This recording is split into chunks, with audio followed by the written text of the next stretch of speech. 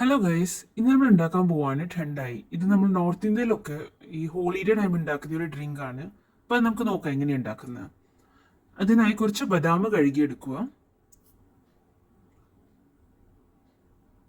കുറച്ച് പിസ്ത, watermelon seeds എല്ലാം almost equal ക്വാണ്ടിറ്റീസിൽ എടുത്താൽ മതി. കുരുമുളക് കഴുകിയെടുക്കുക, കൂടെ 4 ഏലക്കായ്, കസ്കസ് കുറച്ചിടുക. അപ്പോൾ 1 സ്പൂണ് പെരിഞ്ജീരകം ഇടുക അതിൻ്റെ ഒപ്പം.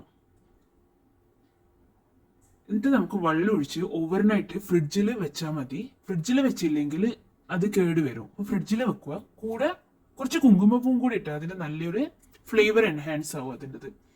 സാധാരണ റോസ് പെറ്റൽസും ഇടാറുണ്ട്, ഞാൻ ഇട്ടിട്ടില്ല, അത്രയേ ഉള്ളൂ. രാവിലെ എടുത്തിട്ട് നമ്മൾ മിക്സിയുടെ ജാറിൽ എടുത്തിടുക. അപ്പോഴത്തെ നിങ്ങൾക്ക് ടെണ്ടായിൻ്റെ തന്നെ നല്ലൊരു സ്മെല്ല് വരും.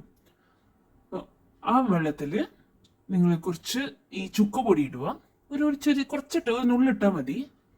ആവശ്യം അനുസരിച്ചിട്ട് നിങ്ങളുടെ ഇഷ്ടം അനുസരിച്ചിട്ട് പഞ്ചസാര ഇടാം.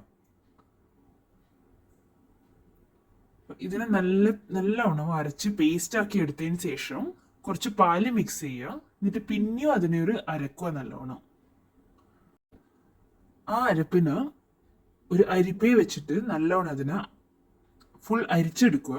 അതിൻ്റെ വെള്ളമൊക്കെ പോകും, പിന്നെ അതിൻ്റെ പേസ്റ്റ് കുറച്ച് മാത്രം ബാക്കി വരും.